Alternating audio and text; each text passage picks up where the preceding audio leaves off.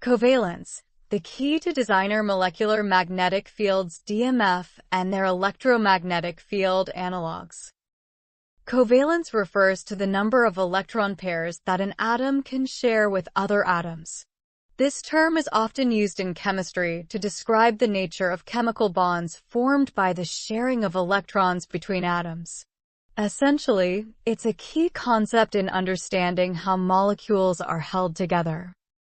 Covalent bonds and herbs. Plant secondary metabolites.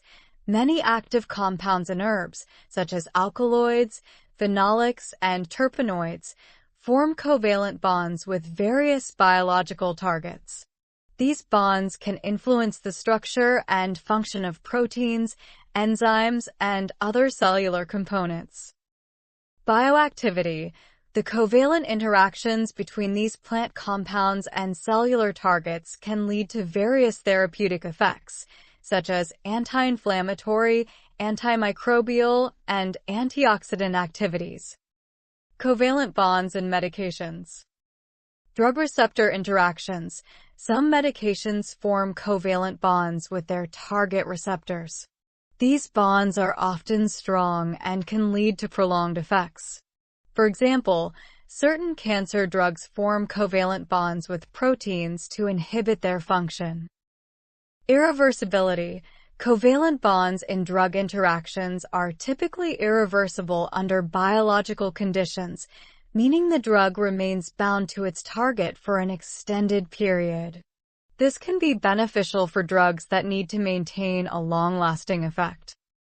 In the ebook, Human-to-Machine Pattern Recognition of Molecular Magnetic Fields, the author explores how molecular magnetic fields can be replicated as electromagnetic field analogs.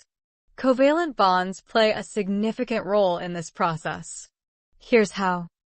Covalent bonds and molecular magnetic fields. Molecular structure. Covalent bonds determine the three-dimensional structure of molecules.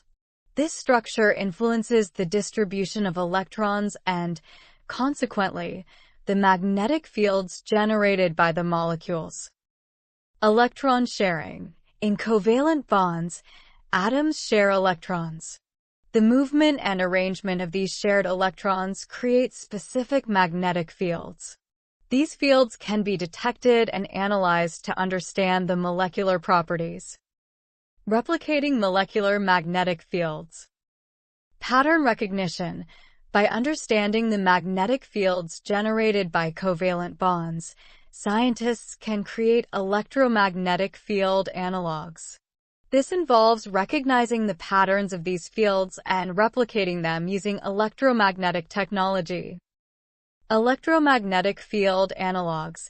These analogs can mimic the magnetic fields of molecules, allowing for applications in various fields such as medicine, biotechnology, and environmental science.